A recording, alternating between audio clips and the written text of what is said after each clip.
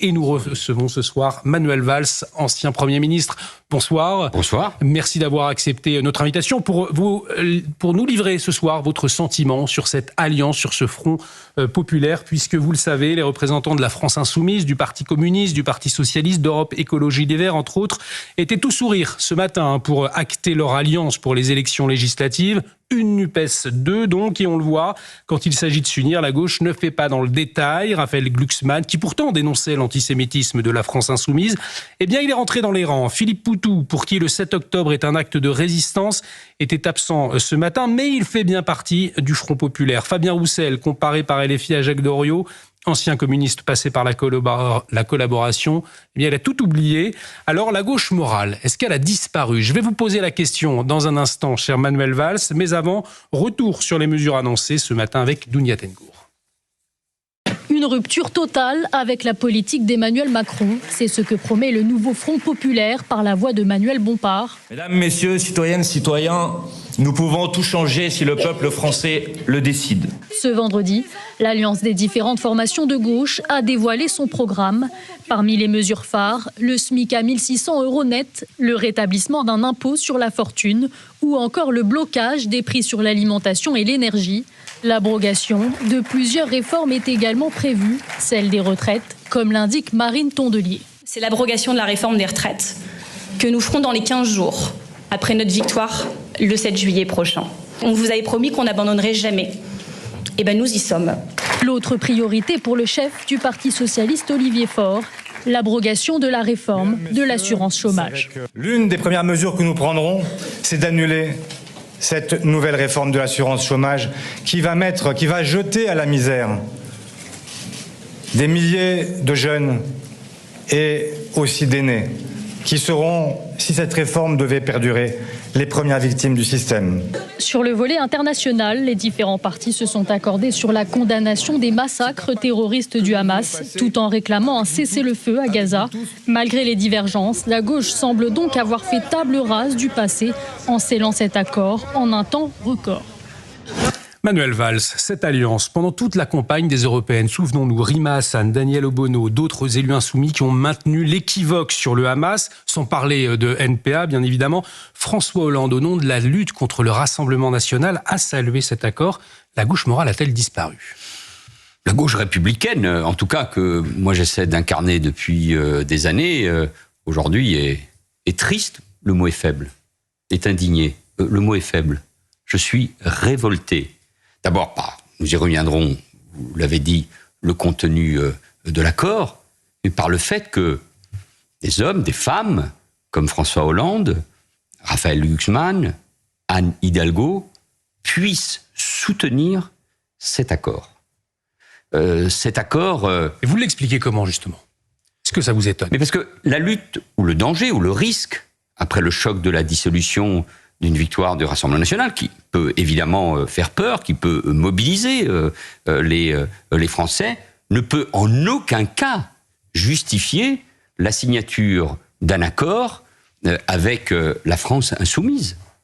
On ne peut pas lutter contre le danger que représenterait le Rassemblement national, au nom de son passé, de son présent, de ses propositions, et s'allier avec une organisation qui a tenu des propos anti-juifs, anti-israéliens, et qui refuse toujours, d'ailleurs, dans cet accord, oui, de souligner la nature même du Hamas, et qui porte dans ses bagages, vous l'avez dit aussi, une organisation d'extrême gauche, le NPA, qui a qualifié, vous l'avez dit très bien, le 7 octobre, d'être un acte de résistance. Sur la photo de famille, sur un perron, il y a d'ailleurs un ancien socialiste, membre aujourd'hui du NPA, peu connu, mais il avait fait parler de lui, exclu du Parti socialiste, je crois, en 2017, Gérard Filoche, pour un tweet antisémite qui montrait Emmanuel Macron entouré de Jacques Attali, de M. Drahi, etc.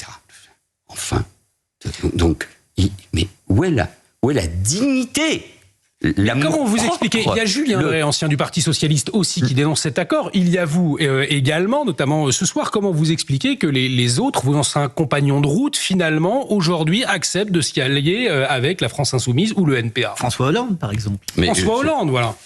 Mais peut-être parce qu'ils ne voient pas d'autre solution, peut-être pour certains parce qu'il y a derrière des accords sur les circonscriptions, mais surtout parce que je pense que pour eux, ils ont acté la victoire du Rassemblement national. Donc il s'agit tout simplement demain de construire l'avenir sur la fin du macronisme et sur une nouvelle donne politique, sans se rendre compte de l'effet de souffle que peut représenter une victoire du Rassemblement national sur le paysage politique. François Hollande, encore hier, met en cause Emmanuel Macron sur la dissolution. On peut d'une certaine manière le comprendre. Qu'il y ait une critique sur la politique économique et sociale de la majorité sortante, ça fait partie du débat. Et moi, je porte 3 accusations sur cet accord et sur ceux qui le soutiennent. Et je leur demande de réfléchir. J'accuse cet accord de faire preuve d'une très grande irresponsabilité. Notamment sur le plan économique et social. Bruno Le Maire parle d'un délire. C'est le bon qualificatif. Oui, mais il faut c'est sans doute 200 à 300 milliards de dépenses. C'est une négation de cette valeur qu'est le travail. Avec la 6e semaine de congés payés, le retour à la retraite à 60 ans, à rebours d'ailleurs de tout ce qui se passe partout en Europe. Moi, j'ai critiqué la brutalité de la manière dont on a mené la réforme des retraites. Et je suis favorable plutôt à une retraite par points. Mais enfin, j'intègre les éléments démographiques et d'allongement de la durée de la vie. C'est donc, compris pour François Hollande, c'est la négation de tout ce qui a été fait pendant 5 ans. Vous y voyez une décroissance économique, une tyrannie fiscale au fond derrière ces mesures ? Oui, en plus, impôt. Moi, je me rappelle de ce qui s'est passé en 2013, quand la gauche, après d'ailleurs la droite avec François Fillon et Nicolas Sarkozy, ont augmenté les impôts. Il y avait un ras-le-bol fiscal. Ça avait été le mot d'ailleurs du ministre de l'économie de l'époque, Pierre Moscovici, aujourd'hui président de la Cour des comptes. Donc, la négation du travail, de ce qu'on a appelé la gauche de gouvernement. Ça ne veut pas dire qu'on ne peut pas critiquer ce qui a été fait, mais là, on va droit dans le mur avec un tel problème, au nom d'une rupture, Front populaire, rupture, on trouve des mots qui sont éculés. Je les accuse de mentir aux Français,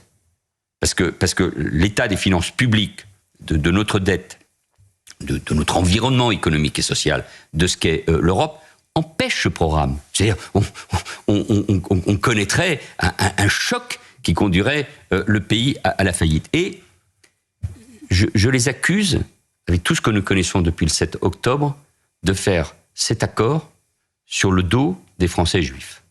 Parce que c'est la criminalisation... Vous ne les croyez pas quand ils parlent de lutte contre racisme, islamophobie, antisémitisme, quand c'est écrit noir sur blanc, vous ne les croyez pas ? La criminalisation d'Israël dans l'accord, c'est bien l'un des points d'ailleurs internationaux les plus... on voit bien qu'il y a eu un débat. C'est le premier point d'ailleurs. C'est l'un de ceux qui vont le plus loin dans le détail. Ça en dit long. On a tout oublié. Raphaël Glucksmann, où il est sa dignité ? C'était quand même... Il y avait une autre voie pour le Parti socialiste, finalement. Ah, mais moi, je pense qu'il y avait une autre voie, celle de moi, je suis plus au Parti socialiste, mais il y avait une voie de sociodémocrates, de gens qui ont gouverné, on voit bien le lien qui peut être fait d'ailleurs avec des sociodémocrates qui gouvernent aujourd'hui encore en Europe. Il y avait une autre voie. D'ailleurs, François Hollande, puisque lui restait au Parti socialiste, contrairement à Jean-Yves Le Drian, Bernard Cazeneuve ou moi, aurait pu incarner cette voie. Pourquoi ? Mais vous savez que j'ai amitié et respect pour lui en plus, et j'ai été son Premier ministre. Mais pourquoi accepter cet accord ? Pour quel jeu ? Pour quelle raison ? C'est la colère vis-à-vis d'Emmanuel Macron ou la peur d'une victoire du Rassemblement national ne le justifie en aucun cas. Et c'est un retour en arrière, c'est très triste. Mais moi je pense qu'il y a des millions de Français qui ont aimé la campagne de Raphaël Glucksmann, qui étaient heureux de pouvoir voter. Ça va dégoûter des Français d'ailleurs. Qui étaient heureux de pouvoir voter pour une liste de gauche qui ne soit pas celle de Jean-Luc Mélenchon. Donc quand même, on sort de plusieurs mois de campagne avec un seul but, le vote des Français musulmans. C'est le seul but qui d'ailleurs a plutôt marché au nom du drapeau de la Palestine, du Hamas. Donc, je ne sais pas si les Français sont dégoûtés. Je pense que les Français regardent le spectacle. Je pense que les jeux sont pas faits. Je pense qu'on a 3 semaines de campagne, un peu moins. Justement, il nous reste très peu de temps, Manuel Valls. Oui, mais c'est...